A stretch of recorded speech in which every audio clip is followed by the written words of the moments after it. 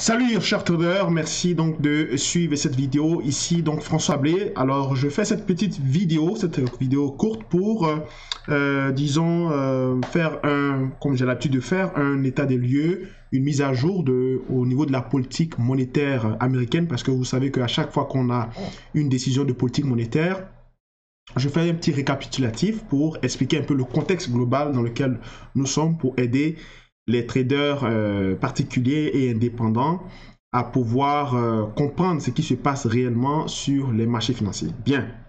Alors, on a eu la décision de la politique monétaire donc de Jerome Powell qui a donc décidé de baisser les taux de 25 points de base. Ok. Et aussi, bien avant ça, on voyait également des mouvements au niveau des flux de trésorerie de la Fed, notamment du côté de la Fed de New York, qui injectait de la liquidité. C'était d'abord 53 milliards, après on a eu encore 75 milliards qui étaient encore injectés au niveau de la Fed de New York. D'accord. Alors, ce que vous devez savoir, parce que j'ai vu beaucoup de réactions, certains disent, ah, mais comment est-ce que la Fed baisse les taux et le dollar augmente? Vous savez, je vous ai toujours dit, si vous me suivez, pour ceux qui me suivent, ils savent un peu ce que j'ai l'habitude de dire au niveau de la logique macroéconomique. C'est bien que vous suivez justement ces différents mouvements du côté de la Fed, de l'actualité et tout ça, parce que il faudrait prendre les choses par leur contexte, d'accord? Une mesure de politique monétaire, c'est fait pour répondre à un besoin donné, d'accord? C'est fait pour répondre à une situation donnée.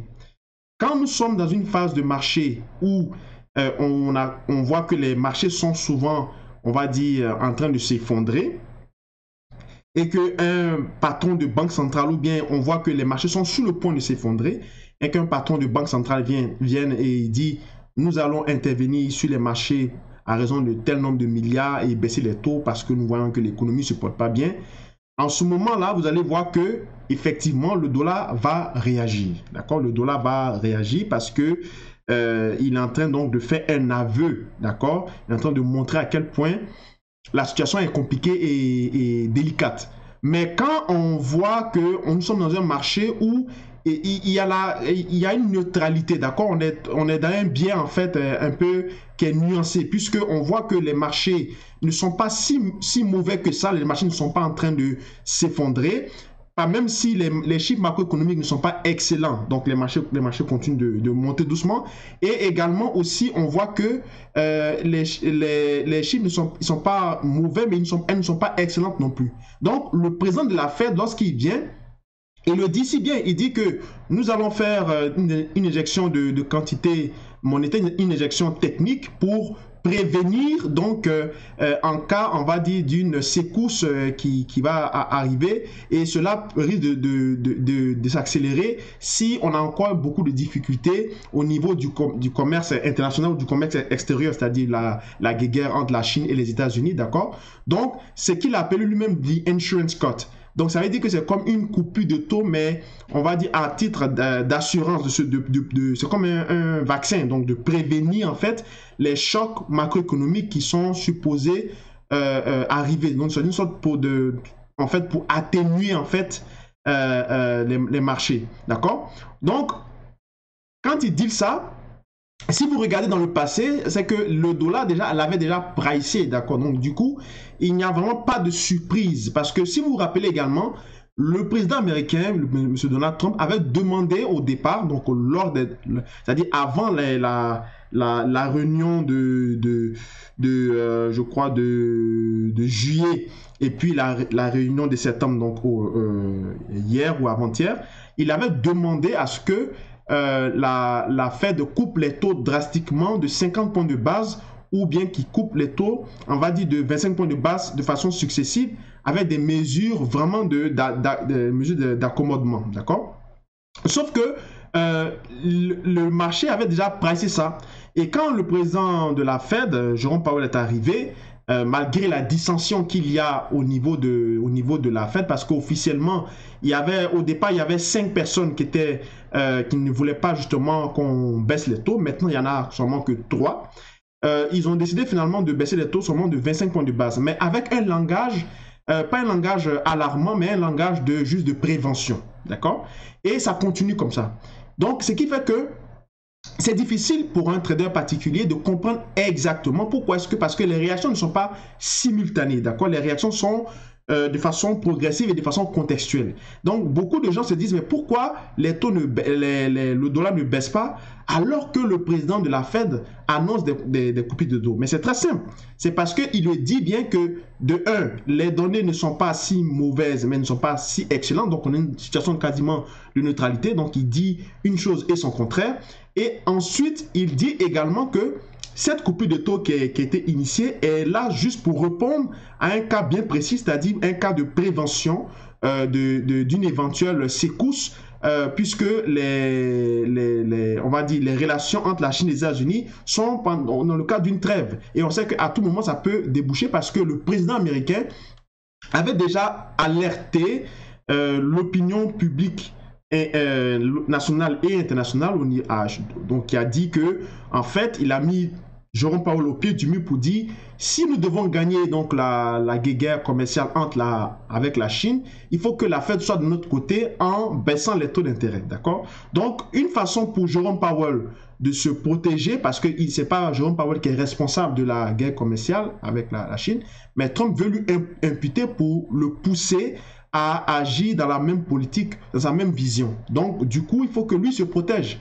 Il ne peut pas, on va dire, agir de façon, on va dire, de façon simultanée à ce que le président de la Fed dise, mais il doit agir de façon à ce que, soit il reconnaît publiquement que les marchés sont en danger, et donc le marché va paniquer parce que c'est toujours un fait, un fait discursif, un fait de communication que les marchés réagissent, ou bien il n'avoue pas, mais il montre à travers une certaine mesure que les marchés ont besoin d'aide, d'accord? Donc, qu'est-ce qu'il a trouvé? Vous vous rappelez au niveau de 2016, quand, comme il s'appelle, le président de la BCE, Mario Draghi, disait en fait qu'il fallait cesser les coupures de taux au niveau de la Banque centrale parce qu'il y avait la pression d'Angela Merkel. Il parlait de recalibrage, d'accord? Donc, ce sont des thèmes comme ça qu'il amène juste pour troubler un peu la quiétude ou la compréhension des traders, puis qui réagissent plus sur des mots que plus sur le contexte. Or, il faut réagir en fonction du contexte, d'accord? Donc, actuellement, le contexte qu'il y a, on parle d'insurance cut, c'est-à-dire que toutes les coupures de taux qui vont être faites, ça sera juste d'un but de prévenir les marchés financiers et non pas de réagir à un contexte qui n'est apparemment pas un contexte on va dire, de difficulté ou bien de ralentissement, malgré ce qu'on voit aux alentours, c'est-à-dire en Europe, au Japon et dans les grands pays industrialisés, comme l'Allemagne qui est quasiment déjà à l'entrée d'une récession, vous comprenez? Donc, votre job, c'est vraiment de vous concentrer encore une fois de plus sur les observations de long terme. Regardez un peu le dollar. Vous voyez très bien que le dollar, malgré qu'il est en train de faire, on va dire, des up and down, il évolue malgré tout, d'accord? Si je cache donc les différentes moyennes mobiles, il évolue malgré tout dans un couloir, dans une fourchette, d'accord? Dans une fourchette. Et elle n'est pas elle est haussière, mais elle est, on va dire, une fourchette de latéralisation, d'accord? Donc le marché, il latéralise, mais c'est un canal c'est un canal ascendant, d'accord? La pente n'est pas abrupte, mais on a quand même une évolution progressive du dollar. Donc, vous devez avoir cette observation en tête et vous dire que le dollar, d'accord, tant qu'il ne sort pas de son canal, il est d'obédience techniquement haussière, d'accord, tant qu'il ne casse pas le canal par le bas. Ou c'est un niveau moyen que, bon, ce n'est pas le but de cette vidéo de terminer, mais vous ferez votre analyse et vous verrez que on évolue dans un canal ascendant, vous comprenez? Et en particulier le dollar, donc compte tenu de l'évolution des cours, pour faire référence en fait à la situation sur les indices, vous voyez que les indices se portent bien. Le S&P 500 est à 3000, le Nasdaq, lui, il est à 7900, donc il est à 8000. Et c'est ce qui m'avait donc poussé à dire auparavant, 2 mois avant, pendant que la plupart des gens étaient baissiers, que les indices allaient continuer de monter. J'avais même écrit des articles là-dessus au niveau du 9 juin, d'accord? Et puis, depuis là, le Dow, le SP500 a pris quasiment 100 points ou 1000 points. Je ne me souviens plus, mais en tout cas, ça avait fait des records. Mais ça, je l'avais dit parce que c'était à cause du contexte, d'accord? Nous ne sommes pas dans un contexte de difficulté, nous sommes plutôt dans un contexte de mi-figue, mi-raisin, de neutralité. Donc, vous devez donc agir dans ce sens-là. Les mesures macroéconomiques qui sont faites actuellement, c'est seulement pour prévenir des chocs, pour atténuer des chocs, d'accord? Mais quand on va commencer à casser des moyennes mobiles majeures, comme par exemple quand je mets le SP500, vous voyez, hein, on est quasiment bloqué sur une grosse résistance ici. Quand on va casser ce type de moyenne mobile là, vous voyez la moyenne mobile annuelle là, quand on va casser quasiment les 2800, là, en ce moment là, on va commencer maintenant à dire, allez, on rentre dans un marché baissier. Mais entre 2800, entre 2900 et puis 3000, il y a quand même 100 points sur le SP500. Donc, si le SP500 doit perdre 100 points, ça veut dire qu'au moins le Dow va perdre au moins 1000 points et ainsi de suite, d'accord? Ou plus. Donc, suivez les marchés attentivement, prenez-les dans leur contexte. Ne pensez pas que chaque mesure doit se faire réagir de façon systématique. Il faut plutôt se concentrer sur le contexte. Faire attention aux mots qui sont utilisés, parce que vous avez vu même les prévisions de la Fed, ce sont des prévisions quasiment haussières hein, sur l'avenir ou quasiment neutres, voire haussières sur l'évolution de l'économie américaine.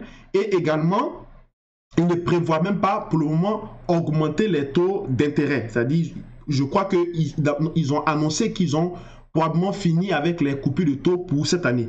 Mais ne prenez pas ça comme si c'est vrai, d'accord? C'est juste pour le contexte actuel, d'accord?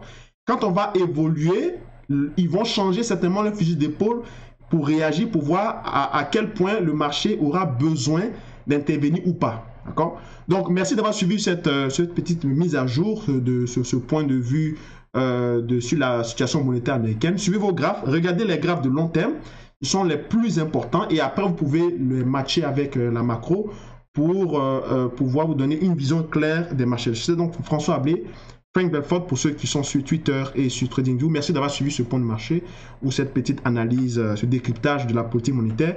On se retrouve plus tard pour d'autres informations. Au revoir.